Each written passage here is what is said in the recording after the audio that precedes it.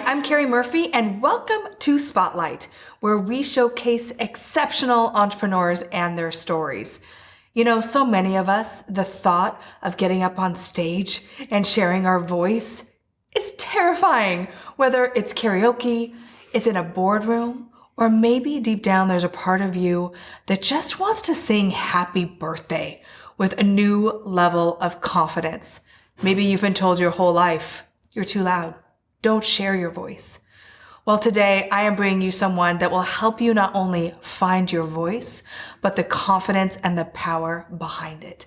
I am so excited to welcome Sloane Reali to Spotlight. Sloane, welcome. Thank you, Carrie. You know, I'm a fan. You know, you were one of those people that I just mentioned that was told her whole life, don't be too much. You're too loud. Can you kind of tell us a little bit about that? Because I feel like that was kind of a new awakening for you. Yes, I was told a lot growing up. I was too much. I was too loud, lower my voice. One of the things that I remember as a child, all the report cards that you get from school and the comments. My sister was really the AAA student. I was like a B average student. But in the comments, every single report card, Sloane talks too much. And I think somewhere that got ingrained in me. And I was a little rebellious growing up. I think that I had wild streak in you a little bit. And a little anger issues and not feeling heard. I knew now fast forward as an adult and looking at what I do professionally, it's so cool to connect those dots. Yeah. Because back when I was a kid, I was always teaching something as a kid. Playing with my siblings. I was always the teacher of something. Right. Taught aerobics for many years, lots of different things. Actually got my teaching credential, master's in education that I never really used because I started working in the school systems and I didn't feel like I was really making an impact. Again, you didn't feel like you were being heard. Never thought about it that way. Yes, exactly. Not making a difference. Right. And I did not fall into this career. I used to think I think it was really a divine appointment. The timing of it all, when the gal came into my life that certified me to teach voice. And when I started teaching, it was really about just paying for my hair and my makeup and my... Because you were in a band. Yeah. You were singing. Exactly. Yeah. It was to perform. So it was more selfish reasons. And I did not expect a lot of the things that have transpired in the 20 last years later. 20 years, yes. So tell us, fast forward, what you do today, because you don't work with people who just want to sing, although there's plenty of people who do, but it's really about helping people be heard, right? And feel value behind their voice in so many different ways. So give us a little bit of the types of clients you work with right now, because I'm fascinated by that. I still work with the kids for school and their theater productions, all ages, levels. The clients I really enjoy, the ones I love every client I work with, male, female, but there's something extra special about the client who comes to me who is convinced and believes they cannot sing. Those people You're like, oh, it's a project. Bring it on. I'm going to change this mindset. It is like a piece of clay on the potter's wheel for me. I love it. And the people, the more they believe that they cannot do this, the more I want them in my studio. So if they don't in less believe than they an can hour, do it, though, in less than an hour. They come to you because they want to try? Because I would think that people who are like, I absolutely cannot sing would be terrified. But are they doing it to like break through? Is it? A lot of people are. Okay. And they come and I show them in that first hour that they actually do have a voice. Most of the time it's singing, but not even, now it's like speaking. It's really confident. Some people it's therapy. There's been a lot of different issues that have come through that I never experienced before. And we can talk about those later. Did I read somewhere that you were working with someone that had a stroke? I've worked with recovering stroke victims that need to restore their speech. I've worked with people that actually can't hear, like literally like use hearing aids that don't always work, Richard was the first experience. This was 15 years ago. He'd come, and some days one would work and the other, and there was a day where neither of them worked. And this is the thing about how I work with the voice. The voice is not something that's just up here in the throat, the vocal cords coming out of the mouth. It involves the whole body. And what I was able to do with him, and a lot of this was just trial and error. I didn't know if it was going to work. But I thought, let's just try what I've been doing and see if it works. And it just keeps working. It keeps working. I keep surprising myself. Richard, I told him, look, it's about feeling it in your body. So even though he couldn't hear what we were doing, he was feeling in his body the vibration, the connection. It's breath work. Right. Everything we do with the voice starts with breath. Well, I find it interesting because you've been through the on-camera training, and I say you feel it. Like, you know when you are in that place of authenticity and flow, you feel it in your body, right? And we work so hard on our voice, but it's so much more than that. And I love how you said that. It really is like it's a whole body experience. And you feel really it. is. And breath is the foundation. 95% of the people coming to me for their voice aren't breathing correctly. Maybe 90%. It's huge. Wow. It's huge. The younger the client, the better that they breathe, the more healthy. That's interesting, because I wouldn't think that is the case. Is that because it's less stress, or why are they breathing better? Because I would actually think an adult would actually be better at breathing, but no. It's the brand new babies. Yeah. One on the way. Watch that brand new baby breathe. Huh. He's gonna know. Lauren knows how to breathe. When he knows that big belly diaphragmatic. Babies are a great example for us. No, I don't know where it happens. I know that the speed at which we're all moving and work and school and stress and anxiety, all of those things disconnect us. Most of the planet, most of the people coming in to see me are hyperventilating. We're breathing up here. Shallow. Shallow breathing. Yeah. Which I think also attributes to the stress level in our life. They say that breathing actually counteracts stress and releases the serotonin and all that, but we don't do that. So at the core of what you're teaching people to breathe. Right now, I'm feeling like I should add that to my job description. Teaching to breathe. Breathing coach, not just voice coach, breathing coach. Because if you're not, and at least with the voice, so the first thing that happens when we're anxious or we're nervous is we disconnect from the diaphragm. Everything moves up into the throat.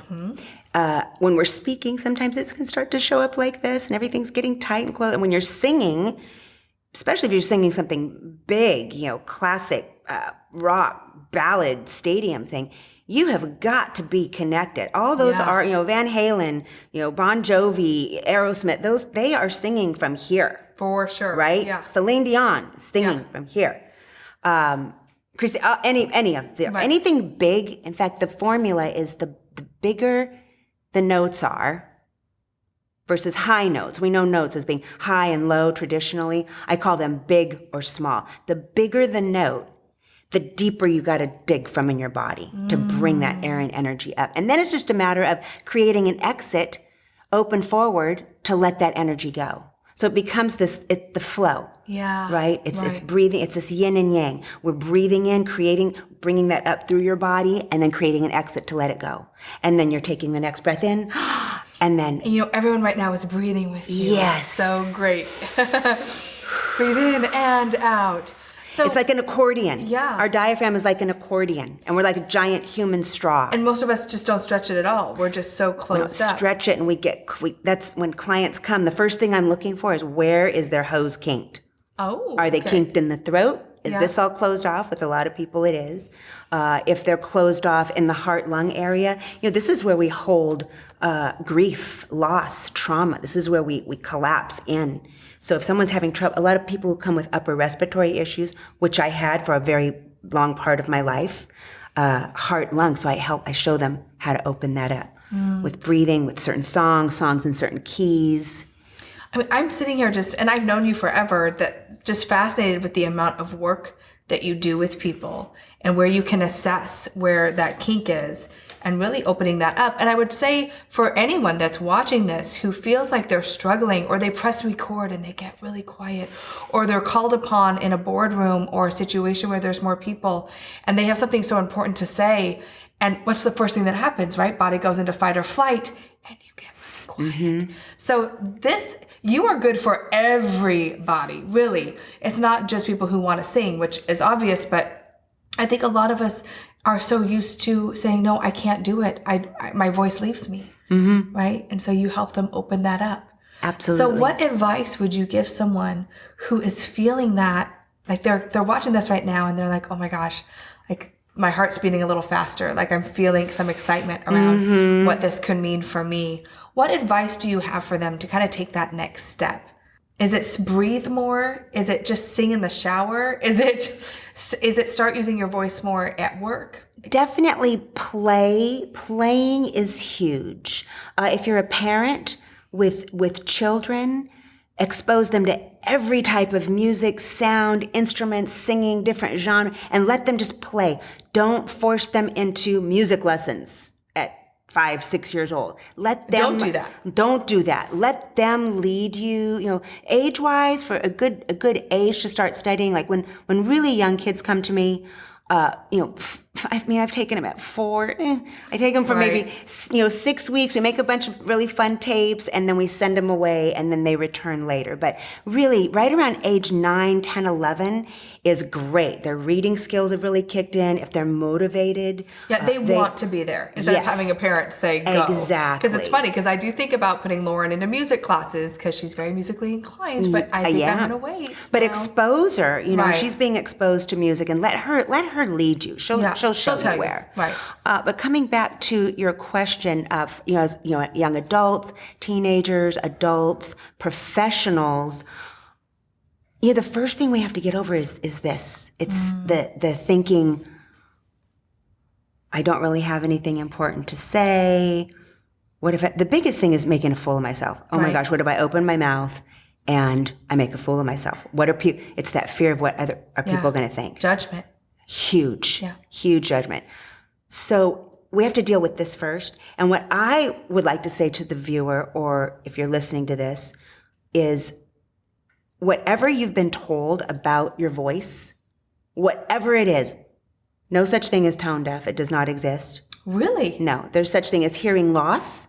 I've had clients who toured and lost part of their hearing. There's certain frequencies they can't hear any longer. There's no such thing. Unless you can be born with hearing loss, but if you lose hearing or you think you can't hear a note, that's teachable. It's trainable. It does not exist. And people have been told this. Right. That you're tone deaf. That does not exist. So if you're one of those people that's been told that from a well-meaning parent or teacher or...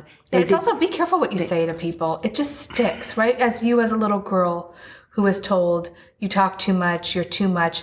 It's amazing how those things start to stick, and just to be mindful, right? Not only absolutely as you, the person who is finding your voice, but you as the person who's a voice for someone else. Absolutely. Too. Our tongue, we have the power to speak life into others or to tear them down. And it doesn't take much. And we, just look at the state of some of our affairs and how hard it is to be, I've got a couple of teenagers still, and how hard it is to be a teenager today compared to, 20 years ago. Gosh, it's way harder now. But we've got to get past the thinking that you don't have something important to say or that your voice or opinions aren't valued. You've got to get past that. And whatever you've been told or your thoughts that you've created, whether real or perceived, you just, it's a lie. You have to stop believing. It's a story. It's a story that you get to either rewrite or keep replaying over and over again. Exactly. It's a story. And this is all teachable, whether for speaking, singing, presenting, it's all teachable. Yeah. They're muscles. I really feel like everyone needs a little Sloan in their life, and you are just such a light too, which I just love about you and your passion to serve people. And I love that teacher is in you. You know, you have this master's in education, and you've really parlayed that into teaching people to express themselves. And your experience, you know, both as a singer and, you know, someone to train someone in voice. I love it all. And so if someone's sitting here and they're like, I need Sloan, I need to work on my own voice, how do you work with people? I work with people in person, one-on-one, and I'm in a few different cities now. I am releasing my first online product, so if people can't get to me to work in person, or they're really not sure yet about investing the time, or they're just really terrified and they just want to try this by themselves at home before they take it anywhere else, that product will be available very soon. So it'll be available in video and in audio. You can do it in the privacy of your own home. It was also created in mind for vocalists, singers, emerging artists, if they need something to be warming up on the way to an audition. So they can do the audio as well as preparation. I'm very excited about that. And I'm going to be doing some group things. I'm venturing out into the Zoom world and that sort of thing. Technology space. So, so we'll put your website here so they can follow up with you and find you on social. Definitely follow Sloan on social as well. And I think what you do for people is so needed because we only have one life and we only have one opportunity to impact lives. And like you said, your voice can be that thing that breathes life into someone, or it can be that thing that you say that takes the life out of them. And Sloan, thank you so much for helping people find their voice and being such a beautiful expression of yours. Like, it's just beautiful. Thank you so much. Yes. So check out Sloane Reali. Again, we will have the link here. And of course, I want to hear from you. Please post your comments and take a moment and share this interview, because I guarantee you there is someone that you know that needs to hear this message, that needs to know their voice matters, that needs to know that they're not tone deaf, and that needs to know that it all starts with breathing and just really trusting, right? And taking that next step. And it really is remarkable how Sloan can help you in that area. So please take a minute, share this video, share your comments. And as always, do not forget to keep dreaming it, living it, and being it. Until next time.